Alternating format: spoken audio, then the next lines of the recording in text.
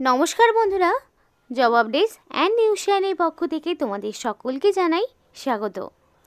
তো বন্ধুরা, আজকে আমি কথা বলবো একটি গুরুত্বপূর্ণ সরকারি চাকরির আপডেট নিয়ে, যেখানে তোমরা দেখতে পাবে কোনো রকম লিখিত পরীক্ষা ছাড়াই এবং কোনো রকম ইন্টারভিউ ছাড়াই সরাসরি কোয়ালিফিকেশনের ওপর বেস করে ডাইরেক্ট ডকুমেন্ট ভেরিফিকেশন করে তোমাদেরকে নিয়োগ করানো হবে এবং মিনিমাম শিক্ষাগত যোগ্যতা লাগবে মাধ্যমিক পাস। এবং এখানে তোমরা রাজ্যের প্রত্যেকটি জেলা থেকে, প্রত্যেকটি স্টেট থেকে অ্যাপ্লিকেশন করতে পারবে। ওয়েস্ট বেঙ্গলের 23 জেলার ছেলেমেয়ে প্রত্যেকেই আবেদন করতে পারবে। খুবই ভালো সুযোগ।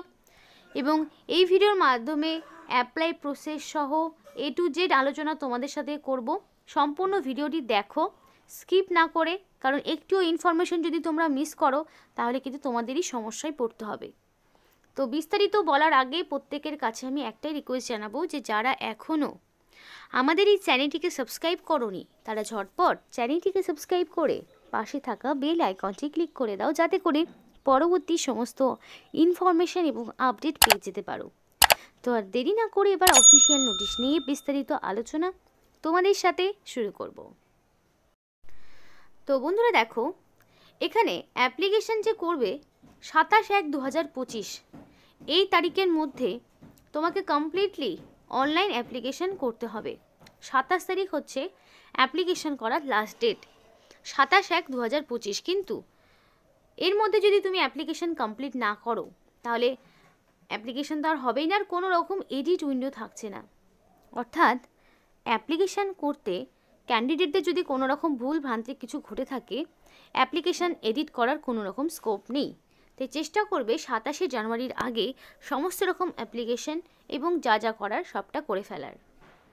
আর অ্যাপ্লিকেশান অলরেডি 28 তারিখ থেকে শুরু হয়ে গেছে, 28শে ডিসেম্বরে অলরেডি শুরু হয়ে গেছে। সময় ছিল 1 মাস, তা আমাদের বেশ কিছুদিন চলে গেছে।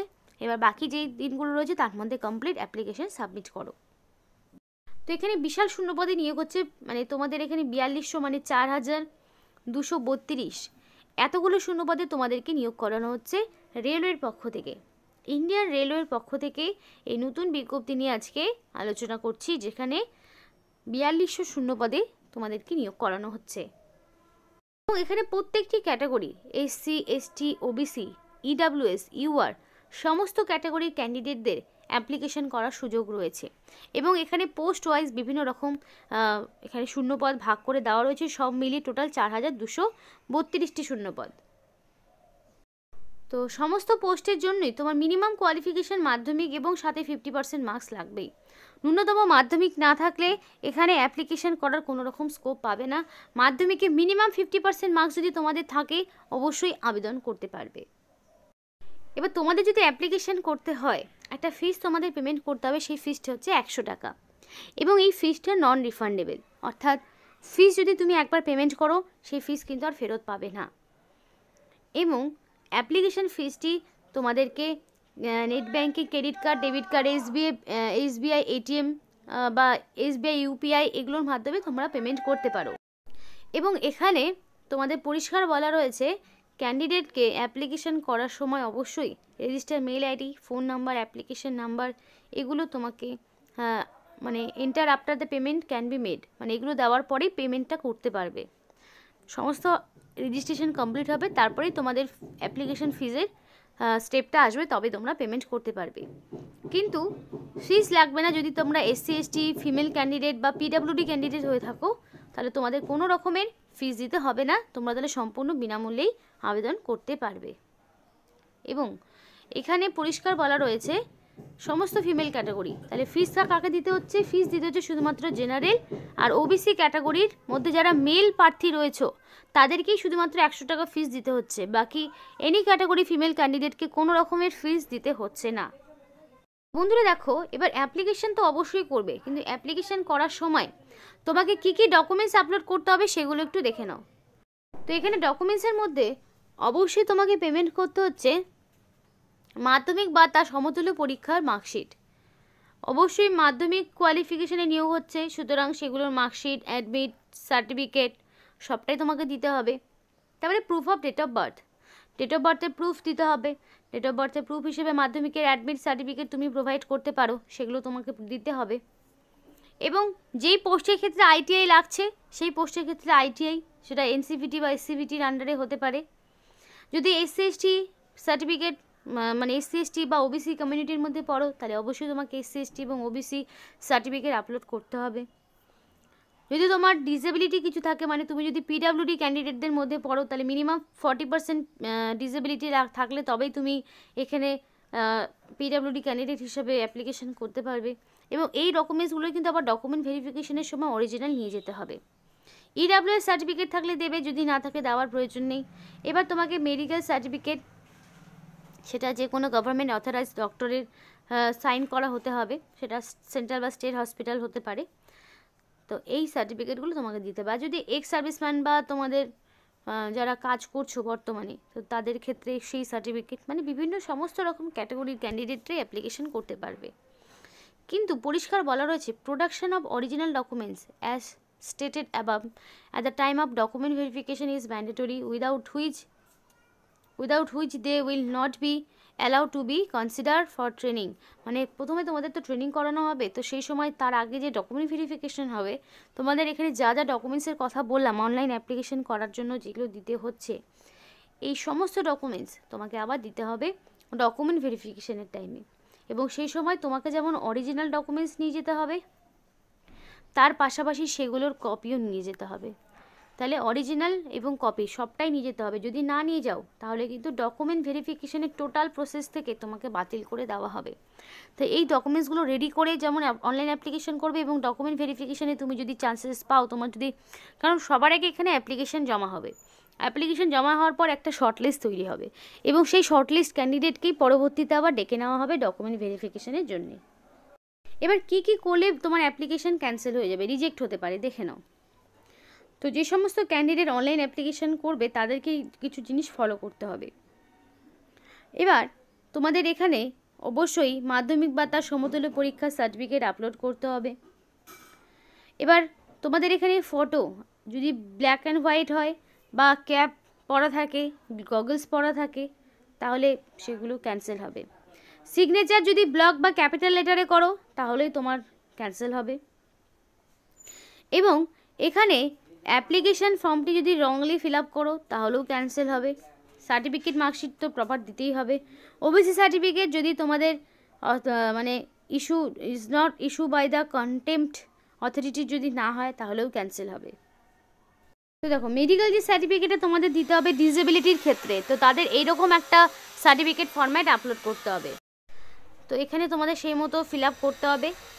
তোমাদের ভিশনে কি সমস্যা, লোর ভিশন, ব্লাইন্ডনেস, বা যা যা হিয়ারিংয়ের ক্ষেত্রে, মেন্টালের ক্ষেত্রে, মেন্টাল ইলনেস যা যা রয়েছে সেই মতো দিয়ে দেবে।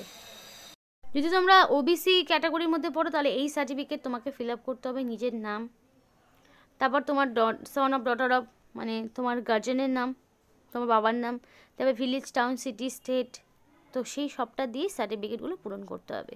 সেন্ট্রালের সার্টিফিকেট এগুলো। তো এই ওবিসি ফরম্যাট, মানে ওবিসি সার্টিফিকেট ফরম্যাট দেখতে পাচ্ছ, এই ফরম্যাটগুলো তোমাকে কিন্তু পূরণ করতে হবে, এবং করে এই ফরম্যাটটাই তোমাকে অনলাইন অ্যাপ্লিকেশন করার সময় আপলোড করতে হবে।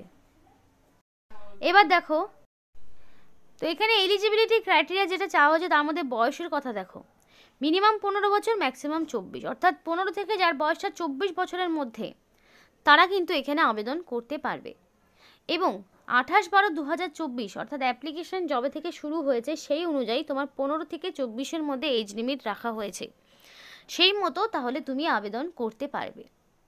এবার এখানে যদি এসসি এসটি ওবিসি প্রার্থী হয়ে থাকো তাহলে ছাড় রয়েছে। এসসি এসটিরা আপার এজ লিমিটে 5 বছরের ছাড়, ওবিসিরা আপার এজ লিমিটে 3 বছরের ছাড়, এবং পার্সনের ডিসেবিলিটি হলে 10 বছরের ছাড় পাবে। এক্স সার্ভিসম্যানদের ক্ষেত্রেও 10 বছরের ছাড় রয়েছে। সুতরাং যেটা দেখা গেল, ইউআর এবং ইডাব্লিউএস কমিউনিটি হলে তাদের 28/12/2000 থেকে 28/12/2009-এর মধ্যে জন্মসাল হতে হবে। যদি এসসি এসটি হয় তাহলে 28/12/1995 থেকে 28/12/2009-এর মধ্যে হতে হবে, মানে 28/12/2009 প্রত্যেকটারই ক্ষেত্রে। কিন্তু ওবিসি হলে আবার 1997 সালে যাদের জন্ম, মানে 28/12/1997 থেকে যদি 28/12/2009-এর মধ্যে জন্ম, তাহলে আবেদন করতে পারবে। আবার পিডাব্লিউডি ইউআরদের ক্ষেত্রে 1990 1985-1987 সাল পর্যন্ত অ্যালাউ রয়েছে। তো ক্যাটাগরি ওয়াইজ যদি বয়সের ছাড় পেতে হয় তাহলে অবশ্যই ভ্যালিড সার্টিফিকেট তোমাকে প্রোভাইড করতে হবে। এবার মোড অফ সিলেকশন বলি, এখানে সিলেকশনটা তোমাদের পরিষ্কার বলা রয়েছে মাধ্যমিকে মিনিমাম 50% মার্কস এবং আইটিআই যে ক্ষেত্রে রয়েছে সেক্ষেত্রে সবটা মিলিয়ে তোমার যে মার্কসটা তৈরি হচ্ছে সেটা মিলিয়ে তোমার একটা শর্টলিস্ট তৈরি হবে। পরিষ্কার বলা যে there will be no written test or viva, অর্থাৎ এটা কিন্তু তোমাদের জন্য একটা প্লাস পয়েন্ট যে কোনো রকম না লিখিত পরীক্ষা দিতে হচ্ছে না তোমাদের ইন্টারভিউ দিতে হচ্ছে, ওয়াক ইন ইন্টারভিউ, তাহলে ভাইবাও নেই রিটেন টেস্টও নেই, শুধুমাত্র কোয়ালিফিকেশনের ওপর বেস করে নিয়োগ করা হচ্ছে। বেসিক্যালি এখানে করানো হবে ফার্স্টে তোমাদেরকে ট্রেনিং, এবং এই ট্রেনিং চলাকালীন তোমরা পাবে স্টাইপেন্ড। দেখো স্টাইপেন্ডও পাবে, স্টাইপেন্ড তোমরা 7 থেকে 8 হাজার টাকা স্টাইপেন্ড পাবে। মেডিকেল স্ট্যান্ডার্ড টেস্টও হবে, এবং এই স্টাইপেন্ডটা তোমরা পাওয়ার পরে 1 বছর তোমাদের ট্রেনিং হলো, তারপর তোমাদের দেওয়া হবে একটা সার্টিফিকেট, যেই সার্টিফিকেটের থ্রুতে তোমরা ডাইরেক্ট যখন রেলওয়ের যে রিক্রুটমেন্টগুলো হয়ে থাকে তখন তোমরা সেখানে ডাইরেক্ট অংশগ্রহণ করতে পারবে। সেই জন্য কিন্তু বলা হয় ট্রেনিংগুলো ভীষণ গুরুত্বপূর্ণ। ট্রেনিংগুলো অনেকেই মনে করে যে কাজে দেবে না বা কিছু প্রয়োজন নেই, কিন্তু ভীষণই গুরুত্বপূর্ণ, কারণ যাদের এই ট্রেনিংগুলো করা থাকে তাদেরই কিন্তু সবার আগে প্রেফারেন্স দেওয়া হয়ে থাকে। সেই কারণেই এই কথাগুলো তোমাদেরকে বারংবার বলা হয়। এখানে প্রচুর রকমের ট্রেড রয়েছে, 16 রকমের trade, welder, printer, mechanic, machine tool, machinist, motor mechanic, train, তারপর তোমাদের এখানে কি রয়েছে দেখি, train lighting, power maintenance, electrician, electrical, SNT, electronics mechanic, তো বিভিন্ন রকম ট্রেড রয়েছে। AC mechanic, air condition, carpenter, diesel mechanic, এগুলোর ক্ষেত্রে সবটাই মাধ্যমিক পাস। মাধ্যমিকে মিনিমাম 50% মার্কস, তার পাশাপাশি যেই ট্রেডের হয়ে তুমি অ্যাপ্লিকেশন করছো সেই ট্রেডে তোমার সার্টিফিকেট লাগবে আইটিআইয়ের, তবে তুমি আবেদন করতে পারবে। 16 রকমের ট্রেড রয়েছে, তার মধ্যে যেই ট্রেডে তোমার মাধ্যমিক পাশের পাশাপাশি সার্টিফিকেট রয়েছে সেক্ষেত্রে তুমি আবেদন জানাতে পারবে। এবং নিয়োগটি করা যে সাউথ সেন্ট্রাল রেলওয়ের পক্ষ থেকে ইন্ডিয়ান সিটিজেনশিপ থাকলে তুমি অবশ্যই আবেদন করতে পারবে। অ্যাপ্লিকেশন করতে হলে অবশ্যই 27 তারিখের মধ্যে কমপ্লিট অ্যাপ্লিকেশন করে ফেলতে হবে। তো এই ছিল আজকে সম্পূর্ণ ভিডিও। ভালো লাগলে অবশ্যই লাইক করো এবং চ্যানেলটিকে সাবস্ক্রাইব করে আমাদের সাপোর্ট করো, আমাদের সাথে থেকো, পাশে থেকো। আর ভিডিওটি সম্পূর্ণ দেখার জন্য তোমাদের সকলকে জানাই অসংখ্য ধন্যবাদ।